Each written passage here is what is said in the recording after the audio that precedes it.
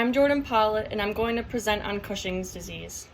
Just for background, Cushing's disease occurs when the pituitary gland releases too much ACTH.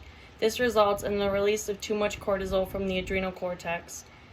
Cushing's disease is caused by a tumor or an excess growth of the pituitary or adrenal glands.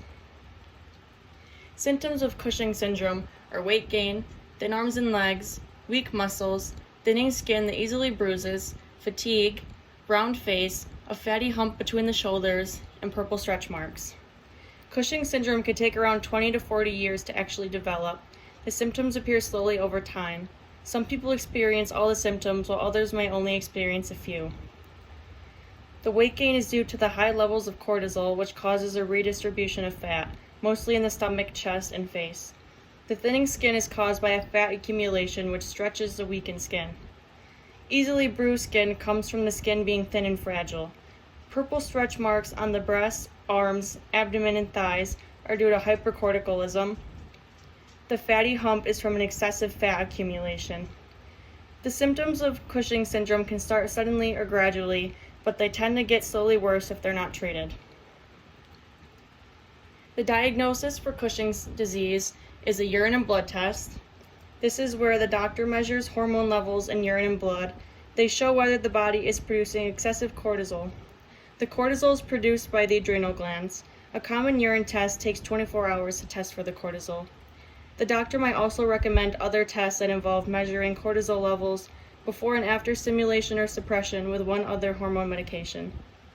A saliva test. The saliva is collected. The cortisol levels are analyzed to see if they drop significantly.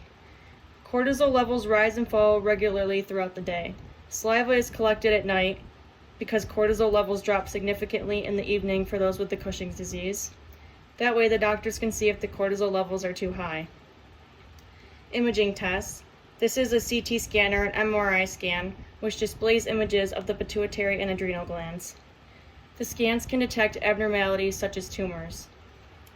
And petrosal sinus sampling. Blood samples are taken from the petrosal sinuses and tested to determine if the disease is rooted in the pituitary. Petrosal sinuses are veins that drain the pituitary gland. A blood sample is taken from the petrosal sinuses in the forearm to test ACTH levels. If the ACTH level is higher in the sinus sample, the problem stems from the pituitary.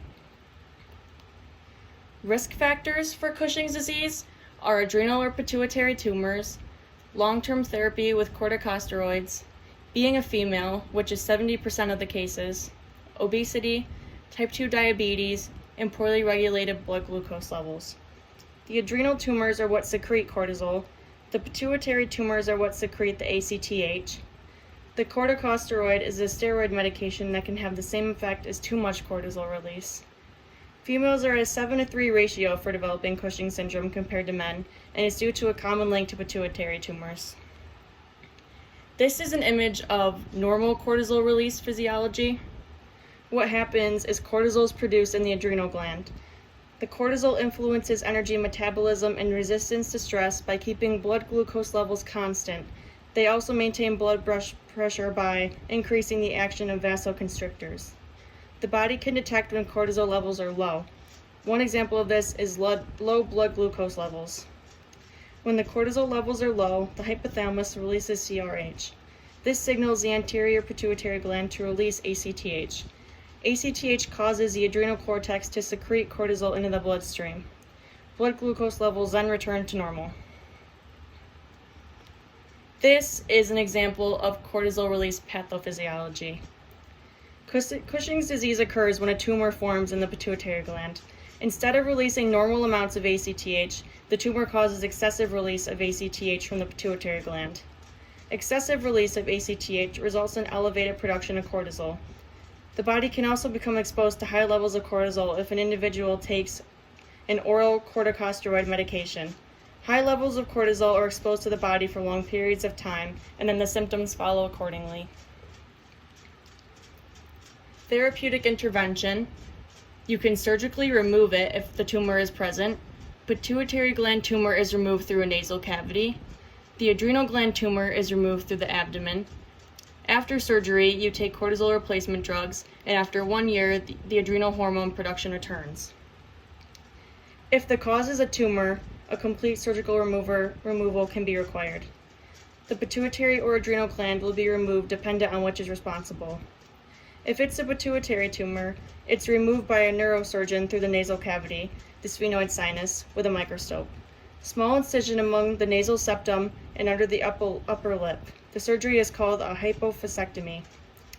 A high cure rate for the small tumors, but if a tumor is large, there is a chance of growth into the brain, which can damage brain tissues, nerves, blood vessels, which is a disadvantage. An adrenal tumor can be removed by a surgeon through the abdomen. A small incision is made below the ribs. A small camera is inserted to see the organs on the screen. This surgery is called laparoscopic adrenalectomy. There's less blood loss, fewer complications, and a quicker recovery, which is an advantage. There is a risk of pneumonia, bleeding, and blood clotting. After the operation, you have to take cortisol replacement medication to maintain cortisol levels. A normal adrenal hormone production will return after a year and can taper off replacement drugs, which is an advantage. It's rare, but if normal adrenal function never returns, a lifelong replacement therapy is necessary. And these are the sources.